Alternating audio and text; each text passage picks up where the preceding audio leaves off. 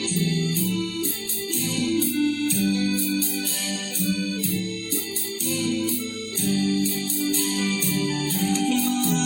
ดเจ็ดลิ้นได้ยินเสียงพระเนรสวดมนต์เจริญพรท่านสาธุชนผู้สนใจฝักใฝ่ในธรรมโบราณสถานพระวิหารเจดีย์สุดเศร้างามล้ำรูปเหมือนปฏิมากรรมเหรียญทรงเจ้าเฝ้ากราบบูชามาวัดเจ็ดลิ้นกราบขอพรพระเจ้าทันใจตั้งจิตอธิษฐานสิ่งใดจะได้สมใจปรารถนามหาอุบาสกคุณพ่อสมบูรณ์กันพระป่าน้อมจิตอุทิศสร้างสาราชมบุญเถิดบุญความดีจากวัดร้างสุดโทรมกลางเอียงเจ็ดลิ้นเจ้าฟ้าผู้ครองแผ่นดินล้านนาสร้างบ้านปีพระคุณเจ้าพระธรรมเสนาบดีวิกฝืนวัดเก่าไม่มีพระสงฆ์องค์เด่นอยู่จำพรรษามาวัดเจ็ดลิ้นได้ยินเสียงพระเนรผ่านไมสวดมนต์ทำวัดฝากใจทุกค่ำเช้าเพื่อเจ้าศรัทธามีน้องน้ำใหญ่ให้ผ่อนคลายให้อ่านปลาขอโชคจากสีหูตาขอพรเทวาช่วยมาคุ้มครอง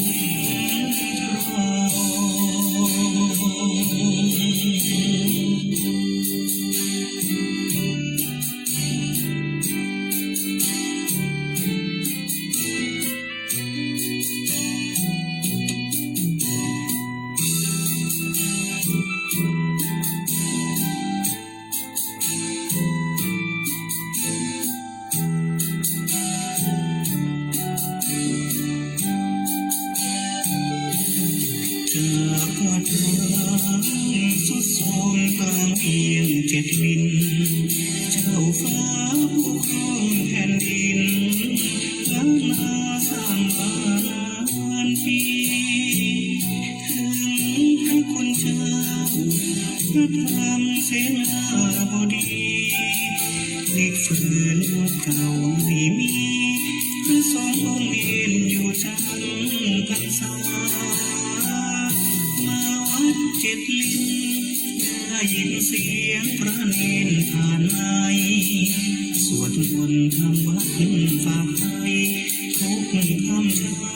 เพื่อเจ้าศรัทธามีน้องน้ำใหญ่ให้ผ่อนคลายให้อ่านปลาขอโชคจากสีหูตาขอพรเทวาช่วยมาคุ้มครอง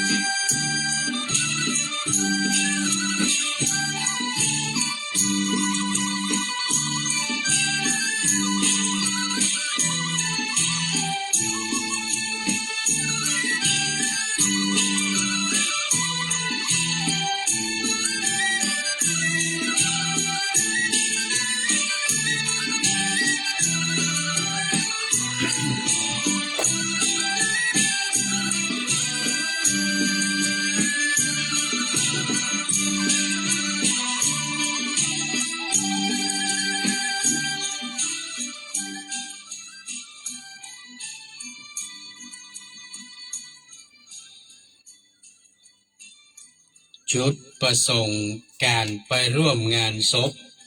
1. ไปเพราะเคารพผู้ตาย 2. ไปเพราะมิตรสหายชักชวน 3. ไปเพราะกรรมสวนโศกเศร้า 4. ไปเพราะอยากเข้าสังคม ขอความสุขสวัสดีจงบังเกิดมีแก่ท่านผู้ฟังแฟนรายการฟังสบายสไตล์วุฒิชาติทางคลื่นสถานีวิทยุท้องถิ่นจังหวัดเชียงใหม่คลื่นพระพุทธศาสนาและจริยธรรม FM 96.0 เมกะเฮิรตซ์ อุปถัมภ์โดยมูลนิธิพระบรมธาตุดอยสุเทพมีพระเดชพระคุณหลวงพ่อพระธรรมเสนาบดีเจ้าคณะภาค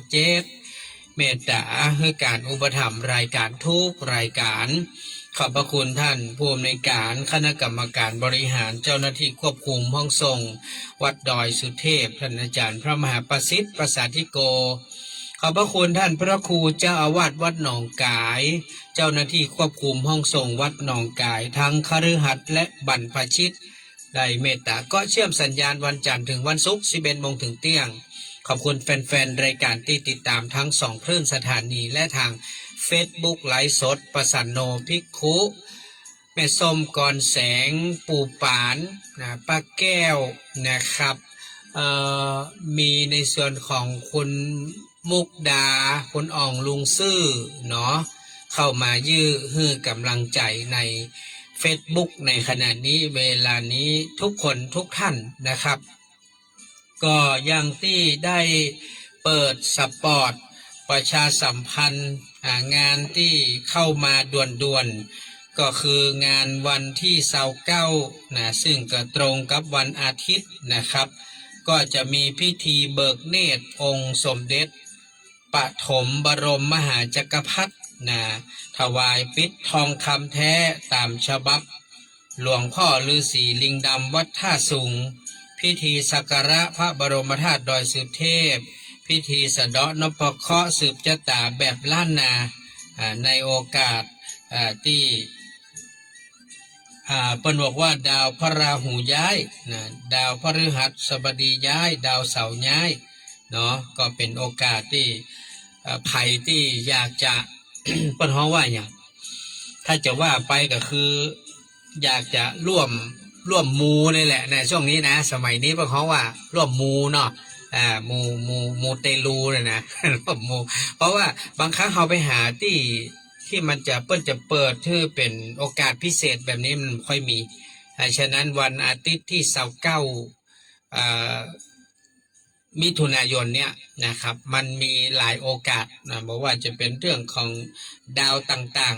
ๆดาวราหูดาวพฤหัสดาวเสาร์อันนี้ตามหลักโหราศาสตร์นะมันมีการย้ายของดาวเหล่านี้เนี่ยตามความเชื่อของนักโหราศาสตร์ทั้งหลายเปิ้นก็ว่ามันมีผลกระทบต่อชีวิตของคนแต่ละราศีปีเกิดมันก็อาจจะมีทั้งดีแล้วก็บ่ดีเนาะฉะนั้นการไปมูเนี่ยมันก็มีส่วนช่วยนะบางคนที่เป็นมีความเชื่อเรื่องโชคลาภเรื่องการงานการเงินเนาะ คนเหล่านี้นะเพิ่นจะมีความเชื่อแบบนี้ได้จันเรื่องการงานการเงินเรื่องโชคลาภนี่นะคือเปิ้นจะต้องหาที่ในการมูเขาว่าการที่เขาได้เข้าร่วมพิธีเพราะพิธีเนี่ยเปิ้นมีทั้งเรื่องของการพิธีเบิกเนตรนะพระพุทธรูปสมเด็จพระปฐมบรมมหาจักรพรรดินะมีพิธีปิดคำทองคำแท้นะปิดทองคำแท้องค์รูปเปิ้นนะแล้วก็มีการสวดสะเดาะนพเคราะห์ต่อด้วยสวดสืบชะตาเจริญพุทธมนต์สืบชะตาต่อเลยคือเป็นอย่างที่เรียกว่าเบสเซตเกิงข้อตอนคือมันง่ายมากเกิงข้อตอนคือ9 โมงถึงเที่ยงจบทุกอย่างมันเป็นอย่างที่หายากถ้าเราไปจัดพิธีแบบนี้โอ้โหเราเอาเงินที่ไหนนิมนต์ครูบาอาจารย์มาเมื่อก่อนอันนี้อาศัยว่าที่วัดพระธาตุดอยสุเทพเนี่ยเพิ่นมีครูบาอาจารย์พระสงฆ์สามเณรเยอะเนาะพระสงฆ์เยอะนะฉะนั้นก็เรียกว่ามันครบ ครบหมดเลยทุกอย่างเนาะแล้วก็สถานที่ก็ต้องยอมรับว่าวัดดอยสุเทพเราเป็นสถานที่ศักดิ์สิทธิ์นะครับเป็นที่ประดิษฐานสิ่งศักดิ์สิทธิ์มากมายหลายอย่างฉะนั้นก็ใช้โอกาสนี้เชิญชวนเนอร์เปิ้นจะเริ่มก็ตั้งแต่9 โมงขึ้นไปเลยนะอยู่จนถึงเที่ยงนะก็จะคงจะเสร็จประมาณเกินข้อตอนนะครับฉะนั้นใครที่อยากขึ้นไปร่วมสะเดาะเคราะห์ต่อเจ้าตา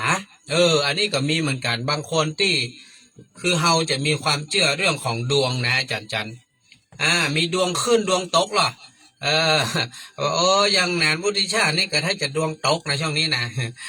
ช่วงก่อนนี้ดวงขึ้นช่วงนี้ดวงตกแต่เนาะฉะนั้นถ้าคนเฮาบ่ได้คิดมากนะคิดแต่ว่ามันก็เป็นการไปสร้างบุญอย่างหนึ่งเนาะการไปร่วมพิธีใหญ่แบบนี้นะครับแล้วก็แห่งประการหนึ่งก็วันนั้นก็จะเป็นวันครบวันเกิดท่านพระสุรเดชเนาะหรือว่าตุเจ้ามิ้นเปิ้นก็จะได้รวดบุญกันไปวันนั้นเพราะว่าเปิ้นเป็นคนตั้งต้นเรื่องของการทำพิธีเบิกเนตรแล้วก็ปิดคำองค์สมเด็จปฐมบรมมหาจักรพรรดิด้วยนะครับก็ถือเป็นโอกาสที่เปิ้นจะได้สร้างบุญใหญ่เปิ้นก็เลยเชิญชวนศรัทธาไปร่วมบุญร่วมทานด้วยกันก็ขออนุโมทนากับคุณน้องพัชรินทร์สุกันโทพร้อมครอบครัวเนอะได้โอนเงินร่วมบุญมาจำนวน300 บาทร่วมปิดคำที่จริงใครไปด้วยกันวันติดนะน้องลินถ้าไปก็บอกเนอะเพราะว่าวันติดที่29นี้พี่แนนจะได้เอารถขึ้นรถขึ้นไปถ้าจะติดไปก็จะเอารถยนต์ไปถ้าบัติดก็จะเอารถมอไซค์ขึ้นไปดังนั้นก็ถือโอกาสนะถือโอกาสได้ไปร่วมบุญมันไม่ไกลดอยสุเทพนิ่มได้นะฉะนั้นก็เอิ้นมากันแล้วกันถ้าจะไปนะเพราะมันเป็นโอกาสที่หาได้ยากแล้วก็มันเป็นวันติดแล้วก็น้องพัชรีนี่เพิ่งเกิดวันติดฉะนั้นมันก็เหมือนกับช่วยเสริมตัวเก่าการกล้าการขายทุกอย่างนะการมูนี่เฮาไม่ได้มูแบบไร้เหตุผลนะคนที่มูไปเรื่อยนี่มันไม่ค่อยได้แก่นได้สารการมูนี่มันต้องมูด้วยสติด้วยปัญญาว่าเฮาไปร่วมพิธีแบบนี้เฮาจะได้บุญได้กุศลในการเบิกเนตรปิดทองคำพระอีกนะปิดคำพระแล้วก็ได้ร่วมพิธีอันศักดิ์สิทธิ์นะครับเปิ้นจะมีการสวดสะเดาะนพเคราะห์คือสวดสืบชะตาคือเฮาแหมเนี่ยมันหายากในช่วงนี้สมัยการสะเดาะข้อสืบชะตาเนี่ยมันให้มันดีมันค่อยมีนอกจากวันเกิดครูบาอาจารย์ที่เป็นผู้รักผู้ใหญ่เนาะเพราะว่ามันการจัดงานเนี่ยมันต้องจ่ายงบเยอะอาจารย์จันขนาดงานวุฒิชาติเฮาจัดงานธรรมดานะไม่ได้มีสวดมนต์สืบชะตานะเฮาใจงบไปเท่าใดทั้งการเทศทั้งโน่นนี่นั่นเนาะตั้งหลายหมื่นนะอันนี้ขนาดแบบกันเองนะฉะนั้นใครที่มีโอกาสก็อยากจะเชิญชวนเนอะวันอาทิตย์ที่29 มิถุนายนที่วัดพระธาตุดอยสุเทพงานเพิ่งจะเริ่มประมาณ10 โมงแต่ว่าเฮาก็สัก9 โมงก็ไปเถอะเพราะว่าอย่างไปก่อนได้เปรียบไปก่อนนั่งหน้าไปจ้านั่งหลังดังนั้นไผ่ไปก่อนได้นั่งทางหน้าเวลาเปิ้นพรมน้ำมนต์เวลาเปิ้นแจกของหัวเนาะหัวเนาะเกิดเปิ้นแจกของที่ระลึกเหรอได้กันทางหน้าทางหลังมาได้อย่างมันหมดเดียนะสมมติว่าหมดเนี่ยอาจารย์จันมันมีหรอแจกไปแจกมาหมดไปเหียตั้งหลังไม่ได้สักกำนี่นะอันนี้ก็เรียกว่าถือโอกาสไปใครจะฝากหอมพี่นันเป็นกล้าปิดคำก็ได้เนอะต่อใดก็ได้นะไม่ได้ไปพี่นานฝากพี่นานหอมบุญปิดคำตัวเนอะปิดคำพระพุทธรูปนี่นะก็ฝากได้เนอะมันเป็นโอกาสที่ได้สร้างบุญด้วยกันก็เป็นงานที่มาแบบด่วนๆเพิ่งบอกต่อวานี่มาเจอกันที่ความอนุสาวรีย์สามกษัตริย์เปิ้นติดตามพระเดชพระคุณหลวงพ่อลงมาหมดเลยนะหมู่ผู้ช่วยเจ้าวาดดอยสุเทพนี่นะปฐมหูกี่ตนกี่องค์เต็มไปหมดขาดอาจารย์อุทัยก็มาเนาะมหาอาจารย์อุทัยนะว่านะอาจารย์แถวนี้เปิ้นมาหมดหรอวัดโลกวัดเนี่ยอย่างเชียงโฉมวัดเนี่ยเปิ้นมาหมดยังกวงก็มานะบนดอยสุเทพคนกันมาหมดนะจ ทีนี้ขาดอาจารย์อุทัยไม่ได้มาแต่ว่านี้ฉะนั้นก็ถือว่าเป็นโอกาสที่ได้สร้างบุญนะใครที่อยากจะฝากพิษคำเนาะร่วมบุญก็แจ้งเข้ามาได้เนอะ0866713446พี่นันก็จะจดเอาลายหมายเอาชื่อกับสตุ้งสตางค์แล้วนำไปร่วมบุญในพิธีกับเปิ้ลเพราะพี่นันต้องได้ขึ้นอันนี้เปิ้ลบักบนเอาไว้ไฟบังคับนะท่านตัวเจ้ามีนบอกว่าพี่นันต้องไปเนอะเพราะว่าหนึ่งในคนที่จะต้องจุดนะจุดเทียนนะเทียนที่เปิ้ลจะทำพิธีสวดสะเดาะนพเคราะห์อย่างนั้นนะหนึ่งนั้นต้องมีหนานวุฒิชาติแน่นอนนะเปิ้ลต้องให้หนานวุฒิชาติจุด1 คนนะครับ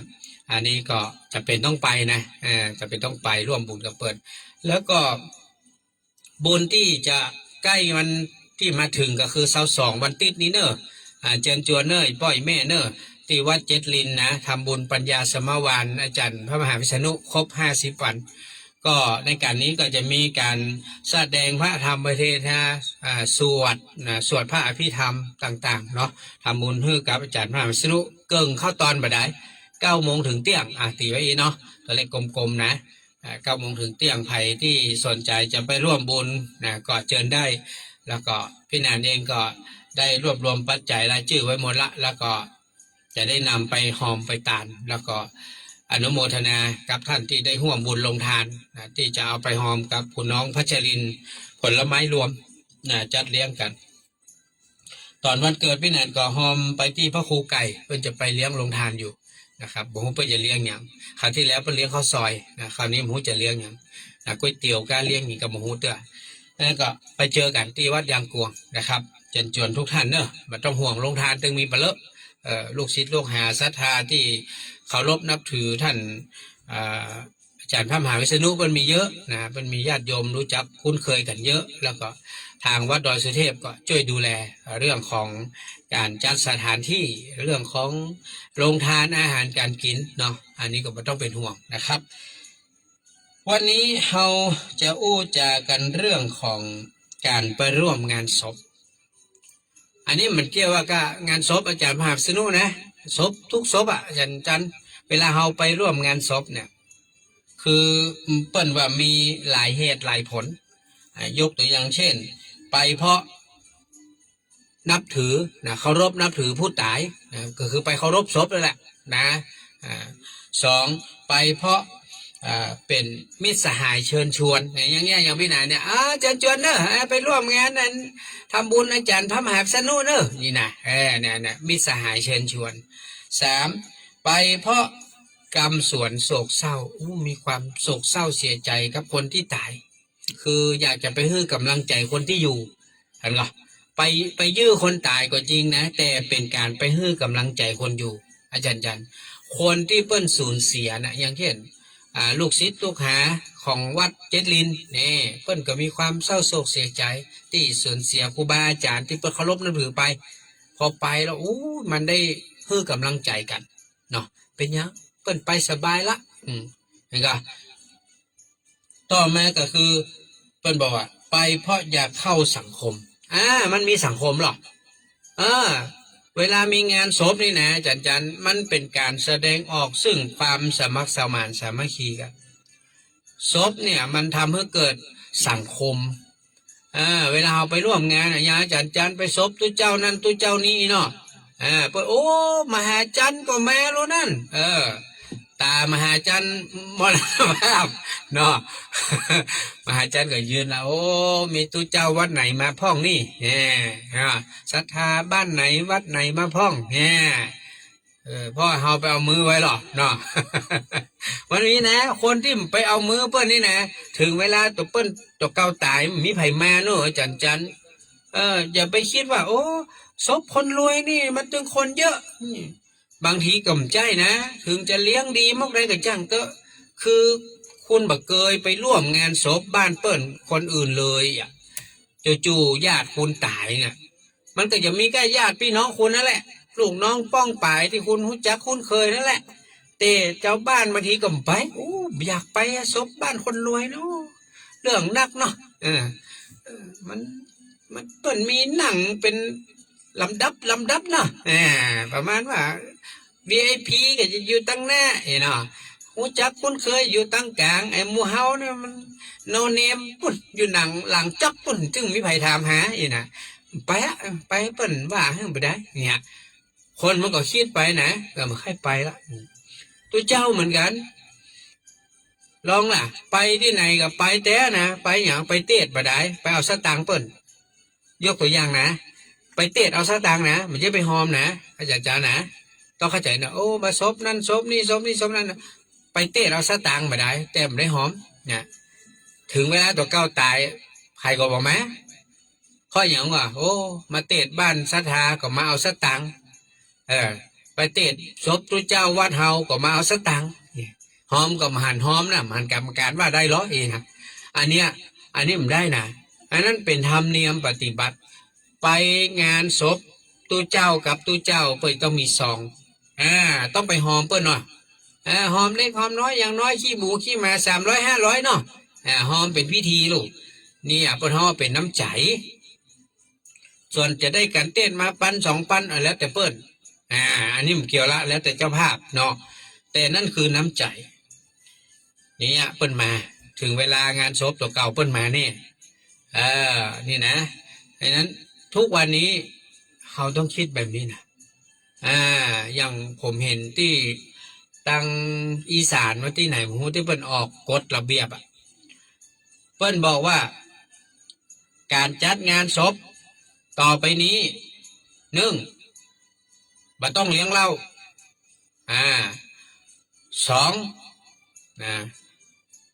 เลี้ยงข้าวแต่ห้ามห่อปิ๊กหมายความว่าแจกคนกล่อง1 คนต่อ1 กล่องไม่มีฝากไม่มีเผื่อใครประหยัดเลยเนาะ3ตู้เจ้าที่มาฮับตานห้ามบักบนว่าต้องใส่ยอดต่ออัน2ต่ออีแล้วแต่เจ้าภาพใส่100กับ100นะ200กับ200นะมันต้องมาบอกว่าอันนี้เป็นพระครูนี่เป็นเจ้าอาวาสนี่เป็นพระผู้อาวุโสต้องใส่เยอะใส่น้ำมะมี100กับ100เท่ากันหมดพระเนนน้อยกับ100เหมือนกันนะตัวเจ้า100เนน100สมมุตินะตัวเจ้า200เนน200เท่ากันการเทศมีก็มีมะมีกันแล้วไปไอ้ยังก็สั่งปรากฏว่าเพิ่นบอกว่าลดค่าใช้จ่ายจากเงินประมาณ200,000เนี่ยเหลือไม่เกิน30,000ต่อศพเพราะอย่างมันถึงประหยัดเหล้าเบียร์กับแก้มประหยัดละไม่ต้องเลี้ยง2เข้าฮื้อเป็นกล่องไม่ต้องฮื้อห่อปิก3ซองกับสังของพระแล้วแต่เจ้าภาพแต่บ่ฮู้นะว่าพระตังนอกตำบลนอกบ้านเนี่ยก็จะมาก่อเพราะมันข้ามหมู่บ้านเนี่ยเขาจะมาก่อก็น่าจะใจบริการวัดไผ่วัดมันนั่นแหละเนาะมันก็เป็นการเรียกว่าทำให้เงินทองไม่รั่วไหลมาไหลออกนอกหมู่บ้านแน่นอนหมู่บ้านไผ่มันเนาะอาจารย์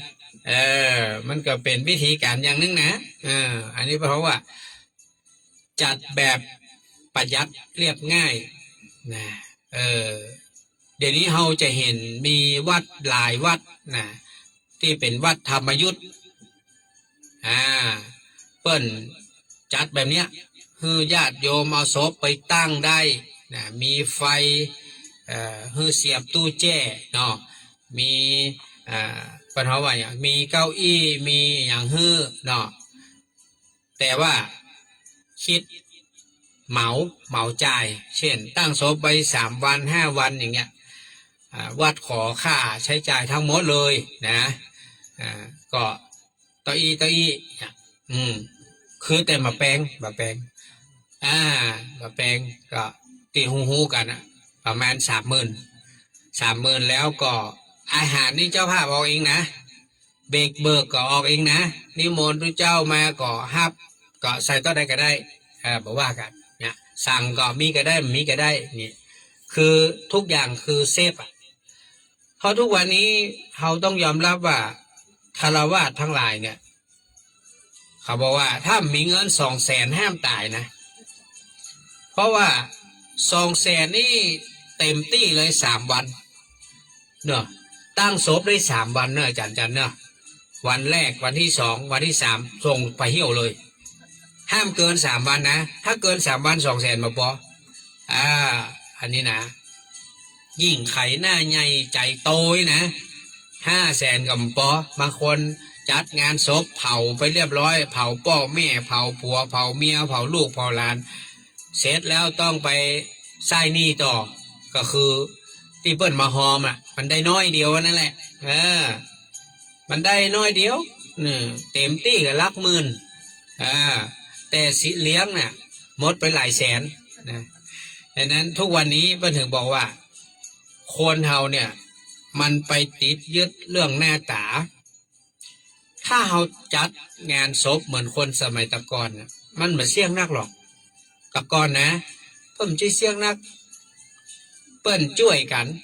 ไผมีข้าวเอาข้าวมาหอมไผมีผักใบไส้เกลือก็เอามาหอมเปิ้นหอมกันเปิ้นไม่ใช่คือหอมนี่คือญาติพี่น้องนะญาติพี่น้องนี่แหละทุกคนก็มีอย่างก็เอามาหอมกันเพื่อเอามาเลี้ยงชาวทาชาวบ้านที่เปิ้นมาร่วมกันแล้วแต่ก่อนเนี่ยเปิ้นไม่ใช่เหมือนทุกวันนี้คือไม่ใช่เปิดทั้งวันศพแต่ก่อนเนี่ยจันเปิ้นจะมีช่วงเวลาที่เปิ้นจะทำบุญแล้วก็จะทิ้งศพไว้ให้กับญาติพี่น้องครอบครัวแหละดูแลเปิ้นไม่ใช่ยาวเลยเจ้ายันค่ำอย่างทุกวันนี้นะทุกวันนี้มันเล่นจักยาวเลยศพตั้งไว้นี่ตั้งแต่6 โมงเมื่อเจ้านะไปจนถึงเที่ยงคืนนะกินตลอดทั้งคืนทั้งวันย้อนถึงเมื่อคืนมาเวลาไหนยิ่งกว่าเดลิเวอรี่กันมีให้กินตลอดถ้ามีให้กินนี่โดนนินทาแม่นี่ไม่ได้กินอย่างสักอย่างเนอะเนี่ยแต่ก็ไม่ได้หอมหรอก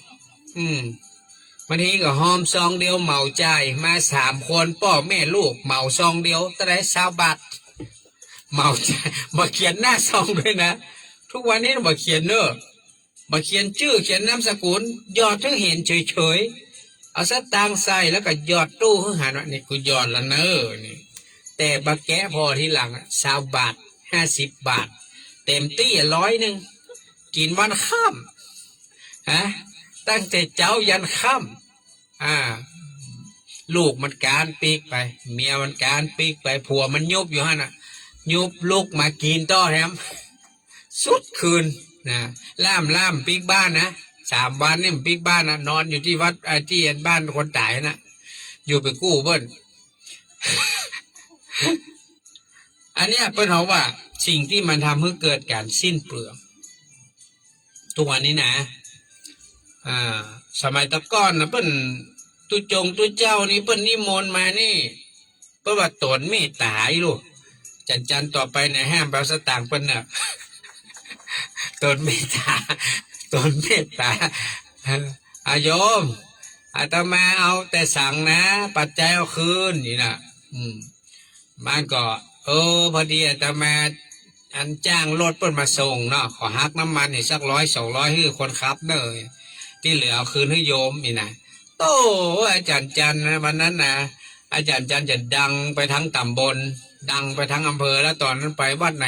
ศพที่ไหนมีจะนิมนต์อาจารย์จันก่อนรูปแรกก็อย่างน้อยได้คืนจาก500เปิ้นจะอาจารย์จันจะเอาแค่200เอาคืนว่า300เนาะแต่มันมีนะอู้กันมาได้ดังนั้นเขาก็ทุกอย่างมันมีค่าใช้จ่ายนะน้ำมันรถที่มาคนที่ขับรถตัวเจ้าไม่ได้ขับเองเนาะต้องอาศัยขยมเปิ้นก็ต้องทำงานเอาต้องให้ค่าแรงเปิ้นมาส่งตัวเจ้าเกิ่งเข้าตอนนะได้อย่างมาเดียวเนี่ยโอ้ยตังก็บ่ได้ครัวสังฆทานอย่างกินได้พ่องบ่ได้พ่องกับหุนะได้มาม่าเห็ดซองปลากระป๋องเหี่ยอัน โอ้มันกุ้มกินนะอันเนี้ยทุกวันนี้เราก็ต้องคิดต้องพิจารณาแหละแต่เพียงแต่ว่า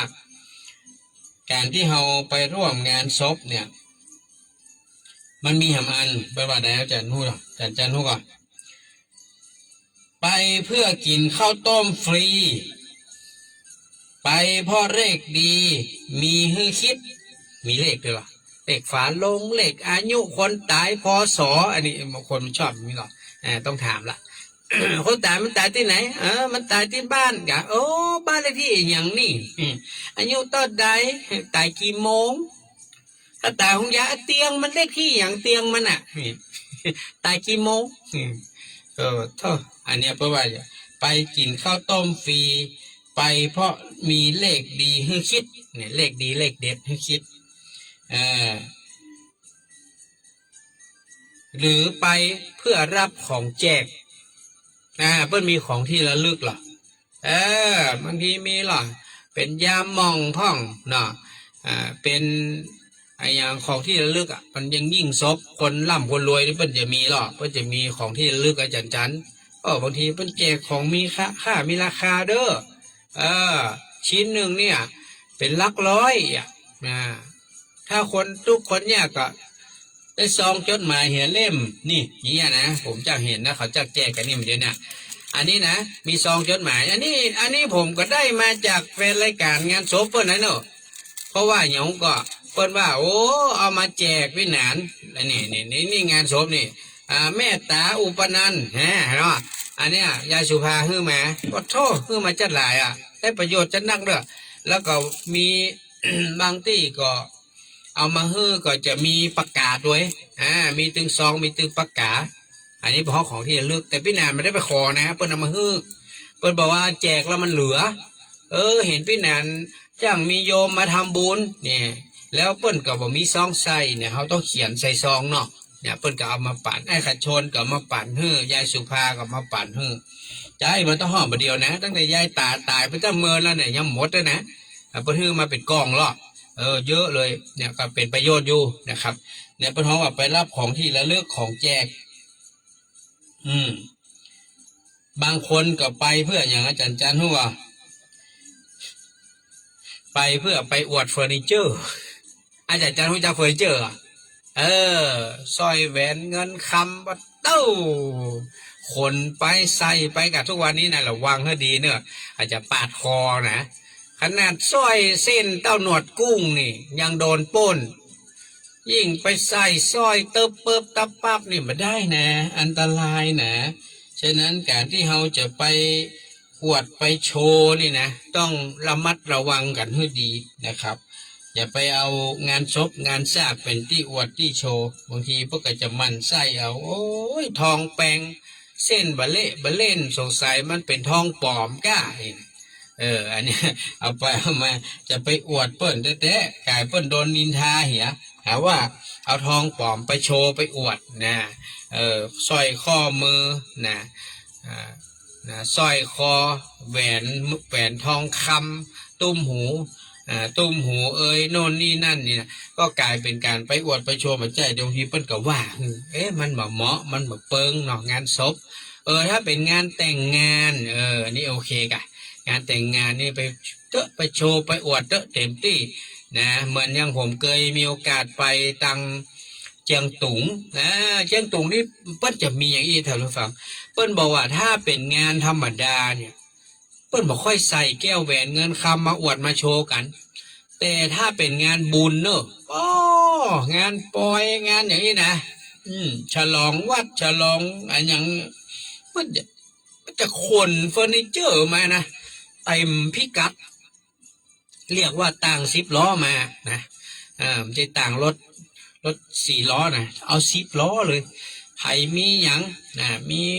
สร้อยข้อมือกี่เส้นใส่เต็มไปเลยนะมีกำไลทองคำใส่เข้าไปมีตุ้มหูอันงามใส่เข้าไปใส่สร้อยคอในตึงเส้นในเส้นนอกโชว์เต็มที่ เพิ่นเนี่ยอ่านหอพอเราไปตอนไหนตอนที่เพิ่นมีงานฉลองเขาเลยได้ไปเจอก็เลยถามว่าอุ้ยเพิ่นอย่างมันร่ำมารวยกันนะ เออนะเพราะว่าโอ้เพิ่นจะใส่เฉพาะเวลามีงานบุญงานใหญ่งานฉลองพี่นั้นถ้าเป็นงานทั่วไปเพิ่นมาใส่นะเพิ่นจะใส่เฉพาะงานฉลองอันนี้แหละอันเนี้ยเพิ่นเฮาว่าลดต่างเฟืองเอาไปอวดไปโชว์กันได้ฉะนั้นเวลาที่เราไปร่วมงานศพจริงๆก็คือไปร่วมนะเคารพศพนะไปให้กำลังใจคนที่อยู่ไปฟังพระเปิ้นเทศเปิ้นสวดนะเพื่อจะได้เอามาเป็นเครื่องเตือนสติเตือนใจของเฮาว่าเนาะวันหนึ่งเฮาก็ถ้าจะได้ไปนอนออกยอกอย่างนั้นนะบ่ดิ้นมาตวงบ่อู้บ่จ๋านี่นะเฮาก็จะไปนอนอยู่อย่างเปิ้นนั่นแหละนะวันนี้เฮามาร่วมบุญเปิ้นวันหน้าก็มีคนมาร่วมบุญกับเฮามันก็เหมือนเป็นการที่ได้บอกได้เตือนตัวเก่าคนเฮาเปิ้นมาว่าไม่เห็นลงศพไม่หลั่งน้ำตานะอันเนี้ยมันเป็นเรื่องจริงถ้ามาเจ้ศพญาติพี่น้องคนใกล้ตัวเฮานี่เฮาก็ไม่ค่อยคิดนักเนาะถ้ามันเป็นคนรู้จักคุ้นเคยใกล้ตัวเฮาอย่างใกล้มา แต่วันก่อนก็เป็นอุ้ยวันนี้ก็เป็นนะวันฮือทัดมาก็เป็นหลานโอ้ยใกล้กูมาติ๊กรู้นี่ ใกล้มาอันนี้ก็ฝากทุกท่านขอบคุณเด้อท่านอาจารย์สุริยันคำปาเข้ามาให้กำลังใจขอบคุณคุณปุญญนุชพันชัยพี่นชากาแฟขอบคุณกับพี่อรวรรณดอนญาติบ้านดอนน้อยร้านตากกบเนาะก็แต่วันนี้ก็โทรศัพท์ไปบอกว่าขอสั่งอาหารเข้ากล่องนะสัก20กล่องนะวันที่5 กรกฎาคมจะไปแวะเอานะที่บ้านดอนน้อยก่อนที่จะไปวัดพระบาทตักผ้านะเราจะไปตานเตียนวัดแรกที่วัดพระบาทตักผ้าเราก็จะเลาะไปเส้นตังห่างดงคันคลองชนประทานนี่แหละไปทะลุเส้นตังป่าซางนะครับก็จะแวะบ้านดอนน้อยเพื่อไปรับอาหารที่ได้มอบหมายให้พี่อรวรรณได้ทำตอนนี้รถตู้มีเหลืออยู่4ที่นั่งเด้อใครสนใจที่นั่งละ500 บาทพี่นันจะมีข้าวให้1 กล่องนะพี่วันบอกว่าจัดเต็มเลยนะจัดนักจัดเต็มไม่ต้องห่วงเรื่องกำไฮปุตตื่นนะเรียกว่าทำด้วยใจอยากเอาบุญกับญาติธรรมเฮาที่จะไป ตานเตียน8 วัดเป็นมาอันนะก็ขอบคุณเนอร์พี่วันกับไอ้ชัยครอบครัวดอนญาติครอบครัวองค์อย่างก็องค์อาจกะองค์อาจเนาะก็ขอบคุณกันแล้วกันนะครับที่ได้เมตตารับทำอาหารให้ก็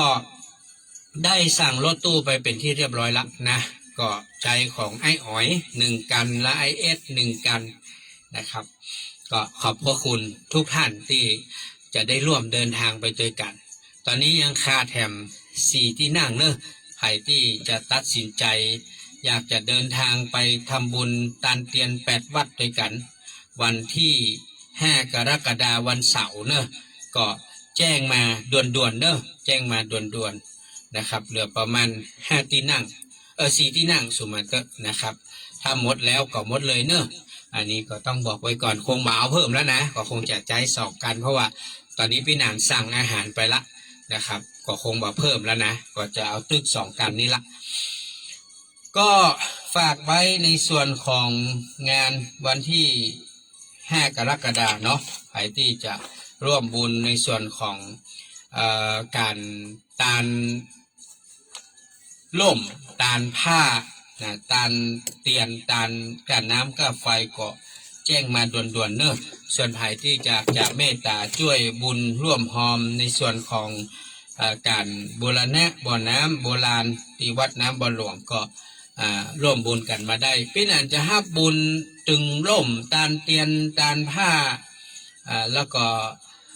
ตานกันน้ำกับไฟก็จะตึก30 มิถุนายนนี้เนอะแล้วก็ตานโบราณน้ำบ่อโบราณนี่ก็จะตึก30 มิถุนายนก็จะต้องพิมพ์รายชื่อทุกอย่างให้เสร็จสิ้น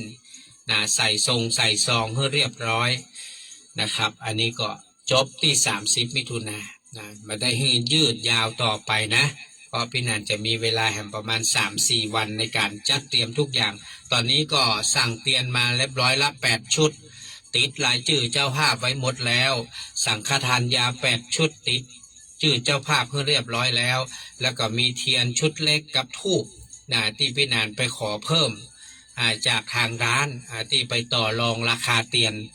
ก็ซื้อเพิ่มมาแหมได้เทียนเป็นแพ็คแล้วก็ได้ธูปเป็นห่อ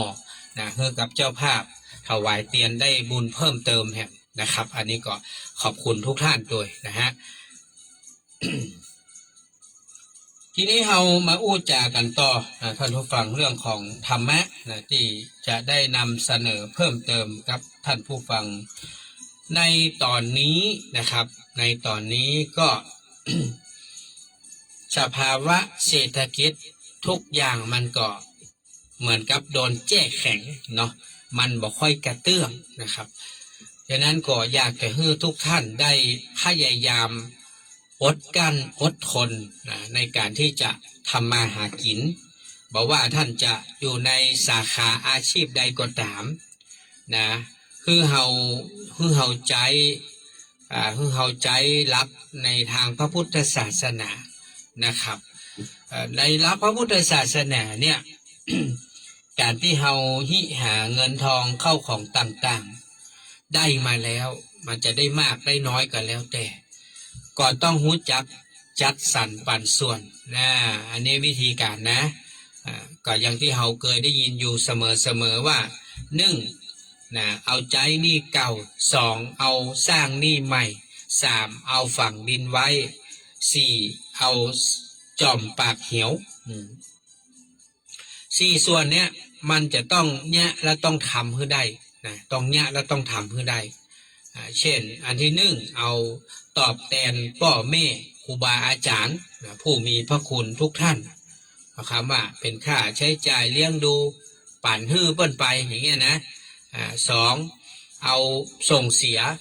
ลูกหลานเฮาฮื้อได้ห้ำฮื้อได้เฮียนเพราะว่าวันหน้าเนี่ยถ้าเฮาแก่เฒ่าไปก็ดีเฮาล้มหายตายจากไปก็ตามเขาก็จะต้องยืนได้ด้วยลำแข้งลำขาตัวเก่าการที่จะทำให้คนเฮายืนได้ด้วยตัวเก่าก็จะต้องมีความรู้ต้องมีการศึกษาและก็ต้องมีสติปัญญาถ้าคนเฮาบ่ได้ห้ามได้เฮียนนะไปทางไหนก็บัตันเปิ้นไปทางไหนก็โดนเปิ้นจุเปิ้นหลอกท่านลองดูเลยคนที่บ่ฮู้หนังสือสมัยตะก่อนมีอยู่นะไม่ใช่ว่าเป็นคน7-80ไม่ใช่นะที่บ่ฮู้หนังสือเนี่ยรุ่นเนี้ยรุ่มเนี่ยคนรุ่ม30-40-50นี่ก็มีให้อย่างถึงบ่ฮู้หนังสือไม่ใช่ว่าพ่อแม่บ่ส่งนะไม่ใช่ว่าพ่อแม่บ่ส่งบ่เสียไม่ใช่นะมันขี้ขานเฮียนสมัยตะก่อนจะไปทำงานบ่เฮียนละจบป.4 จบป.6จะไปทำงานละบางคนก็บ่ได้จบป.4 ป.6จะไปยักการเสียเวลาห้ำเวลาเฮียนทีนี้พอมาถึงตอนนี้อายุเท่าใด30-40-50จะปิกไปเฮียนมันบ่ไหวแล้วมันบ่ไหวแล้วสมองมันบ่ค่อยดีแล้วสมองมันเต็มไปด้วยข้อมูลมากมายมันก็เลยบ่มีที่ว่างที่จะไปห้ำไปเฮียนกอไก่ขอไข่ A B C D มันได้ละสมัยนี้นะมันบ่ค่อยมีกันละเฮียนไปให้หยังเห็นไหมทีนี้พอมาถึงทุกวันนี้หลายคนเห็นก็ทำงานอายุ30-40-50ต้องใจแหงเข้าตุบเข้าต่ำหันเปิ้นเนี่ยมาทำงานสบายนั่งในห้องแอร์ออฟฟิศกำปากกาใจสมองคิดโน่นนี่นั่นได้เงินเป็นหมื่นเป็นแสนเฮาเนี่ยกันเป็นแม่บ้านเป็นคนสวนเป็นพนักงานโน่นนี่นั่นคอยรับใช้เปิ้นได้เงิน8,000 9,000หมื่นน้อยๆอิดหิมตายถึงเป็นอย่างนั้นก็เพราะว่าสมัยเมื่อเฮายังน้อยนอกจากพ่อแม่ส่งเสียแล้ว ตึกป .4 ป .6 แต่เฮาบ่ไปต่อเฮาบ่ต่อยอดเฮาบ่ต่อยอดเฮาบ่ดิ้นรนเฮียนกศนเฮียนโน่นนี่นั่นต่อยอดเอาถ้าเฮาเฮียนต่อยอดสมัยนั้นปัจจุบันนี้เฮาอาจจะจบม.3 ม.6 เฮาก็สามารถเลือกการเลือกงานได้เนาะแต่ทุกวันนี้เฮาจบป .4 ป .6 อย่างเงี้ยคนจบม.3 คนจบม.6 นี่นะถ้าดูฟังก็ลำบากนะทุกวันเนี่ยโอ้ลำบากงานนักเงินน้อยเห็นไหมเนี่ยหลายคนเลยต้องออกไปทำอาชีพส่วนตัวเช่นไปเป็นพ่อค้าแม่ขายไปทำงานอิสระอิสระแต่ละมามีเจ้าบ่มีนาย มามีรายได้แน่นอน มันก็กลายเป็นอิสระเสรีแต่ไม่มีหลักประกันทางฝั่งนี้ก็ลำบากฉะนั้นคนทุกวันนี้ที่เปิ่นจบปริญญาเนี่ยถึงแม้ว่ามันจะบ่ได้เงินเดือนตามที่ตั้งเป้าหมายไว้แต่มันก็มีความสำคัญมันยังลูกหลานเขาเนี่ยบางคนอีดขนาดพี่นั้นกว่าจะจบอนุบาล3กว่าจะเข้าไปจบป .6 กว่าจะจบม.3 ม.6 กว่าจะเข้าปริญญาเดี๋ยวก็ข้าได้รถเครื่องเดี๋ยวก็ข้าได้รถยนต์นี่ต้องเป็นหนี้เป็นสินไปแปะไปผ่อนให้มันนะเป็นรางวัลเนาะเป็นพาหนะให้มันเอาไปใจห้ำไปเฮียนปริญญานะมันเป็นชื่อเป็นเสียงให้วงตระกูลให้ยังก็ครอบครัวเฮานี่ป่อมันจบอย่างป่อมันก็จบป .6 แม่มันเหรอแม่มันจบม.3 ป่อมันจบม.6 แม่มันจบม.3 พี่นั้นแม่มันจบปวชป่อมันจบปวสอย่างมีปริญญาสักคนลูกขอลูกเฮียนไปสอบได้ว่ามหาลัยเอกชนมหาลัยรัฐสนับสนุนเต็มที่นะให้มันเฮียนลูกเนาะให้มันเฮียนเชียงเต้าใดบอกว่าขอให้ลูกจบได้ใบปริญญามากันแล้วกันจะมีงานทำเอาไว้ก่อน เอาไว้ก่อนนั่นนะแล้วแต่อนาคตนะแต่อยากให้ลูกจบปริญญาจะได้มาตุกบ่ยากบ่ลำบากเหมือนพ่อแม่เนาะมันต้องเอาบ่าเอาเฮงเข้าไปต่ำไปตุบเอาเตียวจนขาประควิดกว่าจะได้เงินมาแต่ละบาทแต่ละสตังค์อีดใบอีดบอดอย่างให้ลูกกำปากกานั่งอยู่ในห้องแอร์เป็นเจ้าคนนายคนลูกวินานเป็นข้าราชการเป็นยังก็ได้เนาะเนี่ยมันมีบุตรการศึกษาแล้วมันลำบากมันสบายมันมีใบเบิกทางมันต้องมาลำบากเหมือนพ่อแม่นี่คือความคิดของพ่อแม่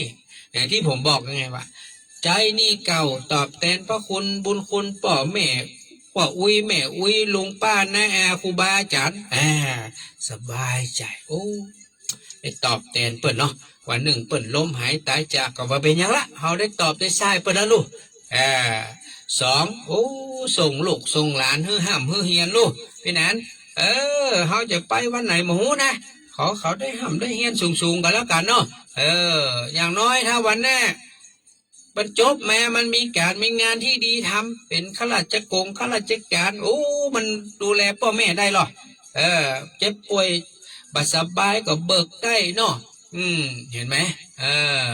มีเงินเดือนมาซัพพอร์ตดูแลพ่อแม่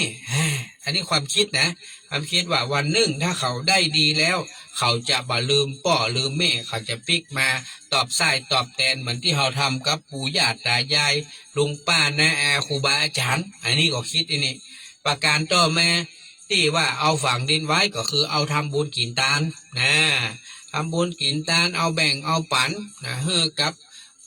สาธารณะให้กับส่วนรวมเนาะอย่างกระจ่างเล็กๆน้อยๆตอบได้ใช้ได้ฮื้อได้ก็ทำไปอย่างเงี้ยอันนี้ก็เป็นการเพราะเอาฝังดินไว้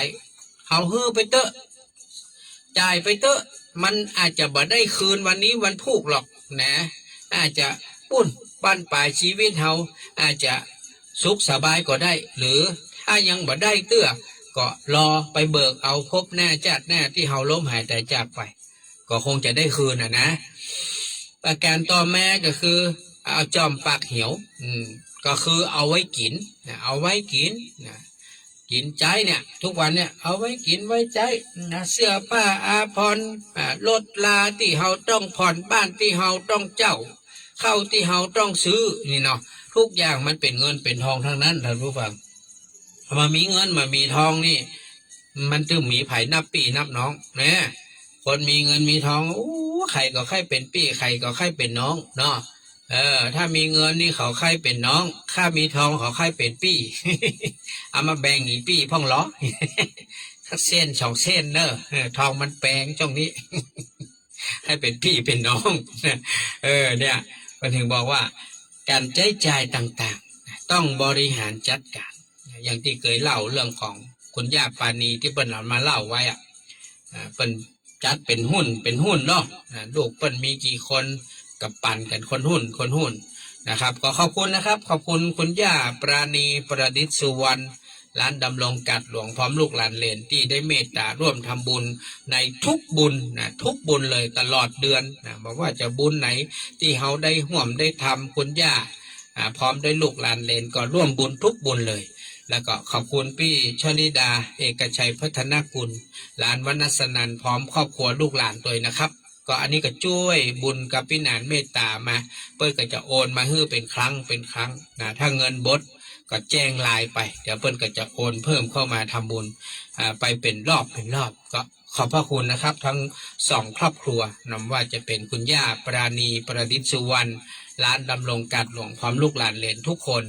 ขอบคุณไปถึงคุณพี่ชลิดาเอกชัยพัฒนากุลร้านวรรณสนันพร้อมครอบครัวลูกหลานตัวที่เมตตาสนับสนุนบุญกับพี่หนานบุติชาติทุกเดือนนะครับอันนี้ก็เลยทำให้เรา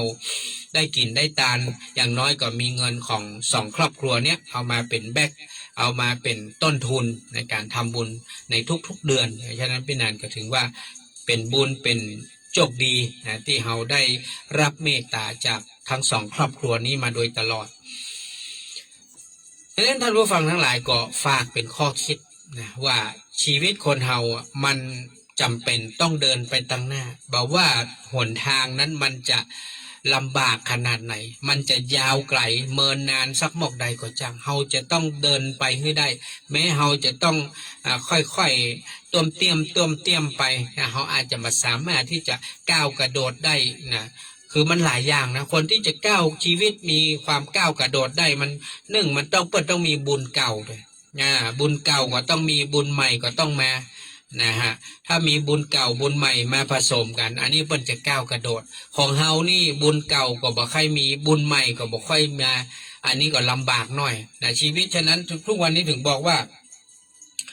เฮาบ่ค่อยได้กินได้ตานแต่นะเฮาก็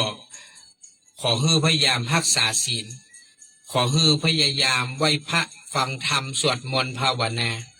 คือมันตัดเรื่องทานไปมันก็เพราะเฮามีโอกาสได้เนาะมาได้ตักบาตรมาได้ทำบุญโน่นนี่นั่นแต่ขอเฮาอย่าละเรื่องการรักษาศีลนะสม่ำเสมอบริสุทธิ์พุทธพองได้มากที่สุดพยายามที่จะดูกายดูใจตัวเก่านะด้วยการหมั่นไหว้พระฟังธรรมหมั่นเจริญภาวนาแผ่เมตตาอยู่ทุกค่ำทุกเจ้าถ้าท่านสามารถทำได้แบบนี้ก็ได้ชื่อว่าได้มีการเติมบุญนะเติมกำลังใจแล้วปัญหาอุปสรรคต่างๆที่มันจะเกิดขึ้นมีขึ้นกับท่านทั้งหลายมันก็จะค่อยๆนะมาลายหายไปหรือว่าลดน้อยถอยลงในที่สุดชีวิตคนเฮาเนี่ยเป็นบอกว่าถ้ามันมีบุญเฮาอยู่บ่ได้ท่านผู้ฟังบุญนี่สำคัญมากถ้าบุญมันมีนี่มันอยู่ยากยิ่งภาวะเศรษฐกิจในปัจจุบันซ้ำหายนะมันจะอยู่ด้วยความยากลำบากโอ้ยชีวิตก็ลำบากเจ้ากรรมนายเวรก็นักปัญหาอุปสรรคก็หลายนี่มันเกิดมาจากไหนมันเกิดมาจากอย่างเกิดมาจากเขาบ่ค่อยได้สร้างบุญสร้างกุศลถ้าคนไหนก็แล้วแต่ติดคัดปัญหาอุปสรรคก่อนนักอย่างนี้นะโอ้ยหันซ้ายก็จังหันขวาก็จังมันถึงมาได้อย่างสักอย่างนี่นะชีวิตมีแต่ตกต่ำลงไปติ๊กอันนี้ก็เพราะว่าเฮาบ่ได้มันตรวจตราพิจารณาตัวเก่าในการที่จะพยายามสร้าง คุณงามความดีให้ได้มากที่สุดเท่าที่เราจะสามารถทำได้นะครับ อันนี้ก็ฝากไว้วันนี้พอเวลาหมดเวลาละขอน้อมนำรายการฟังสบายสไตล์วุฒิชาติจากลาท่านผู้ฟังไปก่อนนะครับบัดนี้ลืมเด้อภัยที่รู้สึกว่าชีวิตติดขัดอยากจะทำให้มันดีขึ้นก็ลองดูเนาะไปที่วัดดอยสุเทพเนอะวันที่29 มิถุนายนนี้วันอาทิตย์เนาะไปร่วมบุญเบิกเนตรปิดทองคำพระพุทธรูปนะฮะแล้วก็ไปร่วมพิธีสะเดาะเคราะห์สืบชะตานะจะได้มีชีวิตที่ดีมีความสุขใครจะฝากหอมคำปิดพระเจ้าก็บอกได้เท่าใดก็หอมมาเตอะนะหรือใครไปได้ก็เจิญนะครับ9 โมงถึงเที่ยงที่วัดดอยสุเทพในวันอาทิตย์ที่29 มิถุนาแล้วก็ฝากวันที่22 มิถุนาเจอกันที่วัดเจ็ดลินเนอร์9 โมงถึงเที่ยงทำบุญ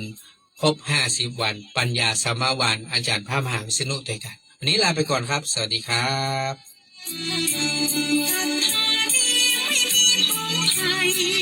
ยิ่งให้ยิ่งเอาจิตไม่มุ่งเอานั้นแสนสบาย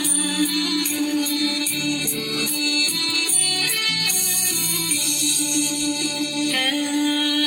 ดมาทำไม่คิดจะให้แล้วมันจะได้อะไรเพื่อได้ใ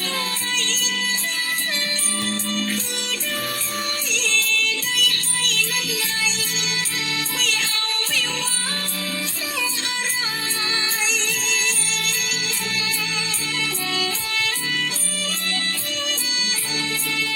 ินทานเลือกใช้ไม่นานให้ทานบ่อยๆจิตใจเริ่มคล้อยไม่หลงต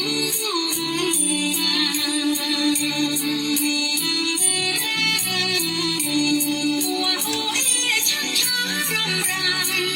ท่าทางเฉียบพลัน